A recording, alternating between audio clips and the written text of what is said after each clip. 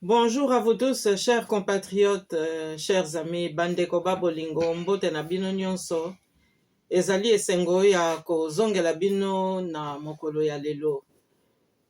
C'est vrai, milikolo eleki mwa mingi, to monani te, to sololi te, kasi ndenge Ecclésiaste alobaka, il y a un temps pour tout. Alors, lelo na yeli bino, d'abord parce que nazwi pe ba appel ebele. Na kutani pe na batu ebele na mikolo oyo tomonanaki te, tosololaki te. Ba rencontre wana na ba appel wana nyonso ezali kokende kaka na nzela moko ya kutuna ngai, me mama boni tala kaka makambo eza na mboka, tala kaka eske maponami esalamaki ya solo. Alors réponse ya liboso ngai na kopesa bino bandeko na ngai, maponami ezalaki te, oyo tomoni ezalaki penza mobulu moko ya kosakana te, ezali penza massacre pe esalamaki na kati ya mboka. Bandeko mingi bakufi, babomi bango kaka pamba te bake kotia choix na bango na mutu oyo bakonzi ya mboka balingaki te. Alors seni pe abebiseli biso penza masolo na ndenge moko penza ya makasi. Toye pe komona bandeko mosusu bazali koyiba ba appareil oyo ya élection. Tomoni penza lynchage médiatique ya makasi, tomoni pe violence makasi oyo esalamaka te. Topesi penza spectacle moko ya mabe na mokili mobimba. Alors bandeko na ngai, tomoni pe spectacle mosusu oyo na kati ya mboka ekokaki kosepelisa biso te bamama wana bino nyonso tu bonotaki yango, komona ke bamama baza kolongola bango bilamba po te pesa bango etumbu na ndenge bakendaki na maponami. Alors nyonso wana bandeko na ngai, mpona baoyo balobi ke maponami ezalaki, mais eske tokoki kolobaka lelo penza toza na kimia? Kimia ezali te. Or maponami ezalaka moment moko oyo peuple asanganaka po te amipesa baeyano oyo koya na kimia. Toza na kimia te, instabilité ezali kokontinue na kati ya mboka. Na nyonso wana bandeko na ngai, tokoki koloba nini lelo? Tokoki koloba ke peuple congolais encore une fois azali victime liboso na maoyo ezali kolekana na kati ya mboka, parce que bazwi biso penza na ba stratégie moko ya makasi. Bazweli biso na stratégie onga na kobenga front numéro 1. Front numéro 1 ezali kokotisa penza kati ya distraction na kati ya peuple, na kati pe ya classe politique, po tolekisa makambo oyo nyonso ewuti koleka mbeba, nyonso oyo tomoni bato nyonso tu bamela yango. Bazwi biso na kote ya ba loisir, bazwi biso na kote ya miziki.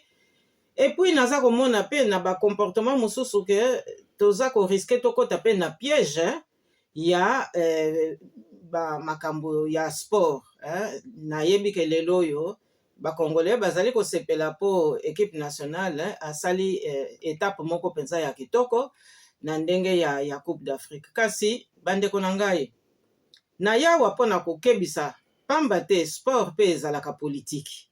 Tomoni yango na bamikili ndenge na ndenge. Boza komona ba Jeux Olympiques mususu, okomona bamboka mususu baza ko boycotter pamba te balingi balekisa message ya ba revendication na bango. Tomonaka pe ba sportif mususu baza kozwa pe courage pona ko poser penza ba geste moko ya makasi pona kolakisa ke bazali na solidarité na ba revendication aspiration ya peuple na bango. Awa naza kokamwa nanu namoni ata 1 minute de silence te oyo ekokaki penza kolakisa ba sportif na biso ke bazali na makanisi mingi pona ba population na biso oyo bazali koboma.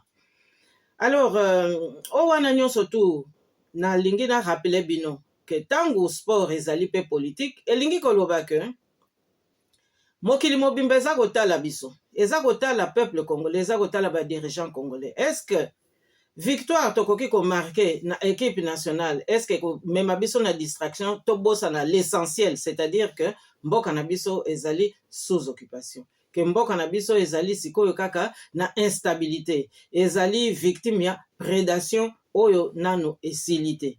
Alors na ndenge classe politique akolakisa ke azali na ye penza na kati ya distraction, abosani essentiel, bokebi pe te bakoki pe kaka lokola sport eza politique bakoki pe kaka kofaire gagner biso pamba te bayebi ke tango classe politique na population bakokota penza na euphorie bakokota na enthousiasme moko sans limite alors bakomi lisusu kosilisa kokabola mboka na biso kozwa pe baterritoire mosusu.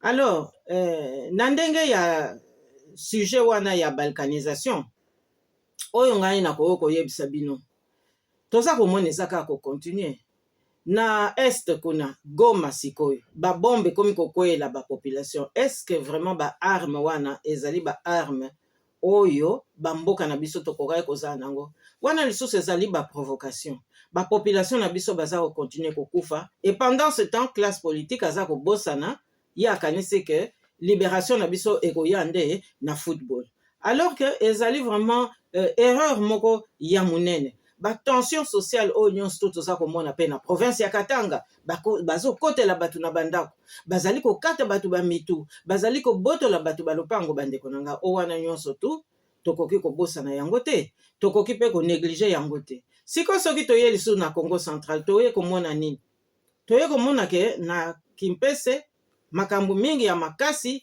ezali koleka kuna ngai nalinga na rappele bino awa chef coutumier moko nakutanaka na ye papa Mapwata ayebisaka ngai na bambula oyo kuna avant kufa ntango ayaka na Kinshasa na véhicule na ye ya Toyota atiki yango epai ya kwado babongisa aye koyebisa ngai alobi me mama Kasavo jamais okoki komema mokonzi na cimetière ya mokonzi mosusu na butu talaka kaka wana nyonso eza bastratégie mpona kobotola biso mabele koya komona na Congo central bakobanda ko-remplacer ba chef coutumier, bakobando remplacer ba chef de clan, bakobanda sou ko-remplacer ba chef de famille, pambate, o wana ekolakisa signal ke balingi sikoyo bazwa mabele na biso.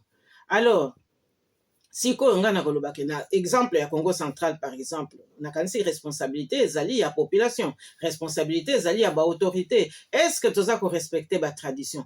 Est-ce que toza ko respecter ba testament ya ba we? Est-ce que toza ko tikate n'importe quoi et salama na ba cimetière komema batu na butu?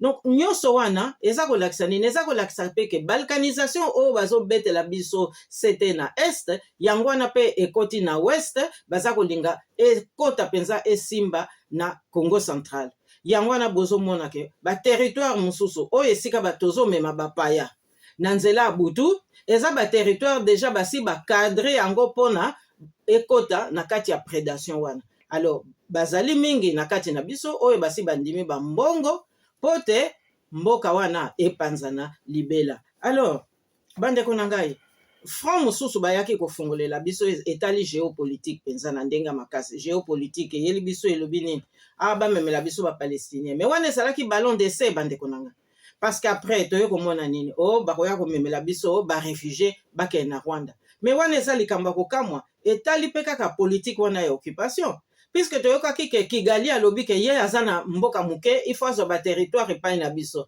bongo ndenge nini sikoyo bandima kozwa ba réfugié kuna donc elingi koloba ke lisusu tokozala victime ya invasion. Alors na nyonso wana bandeko na ngai eza kosenga biso nini eza kosenga biso réflexion eza kosenga pe biso to s'interroger ba question na biso ezali boye ba oyo bakatisaka mboka na biso na bangombe. Est-ce que bango te mutu bakomi bakulu na ya lelo oyo bakomi pe kokata batu ba mitu na kati ya ville ya Kinshasa bongo ba oyo bakatisaki mai na Brazzaville est-ce que bango te mutu baza koya kotia mobulu bakota tina kota baluwozi bakimpesi bongo ba oyo mususu oyo bayaka na ndenge penza ya etumba est-ce que bango te mutu baza koseme vraiment panique na kati ya population na biso alors que président ya assemblée président ya sénat balobaka bango moko il y a quelques mois que Kinshasa est sous sécurité. Donc à partir ya Kinshasa instabilité na balkanisation eza koya kokota à partir kuna est depuis longtemps toyebi yango ezali kaka ko continuer. Alors bandeko na ngai mingi balobaki ba annuler ba élection poto bandelango lisusu bamusu pe baza koloba il faut ka transition mais ce qui est transition en tout cas il faut ezala classe politique mususu.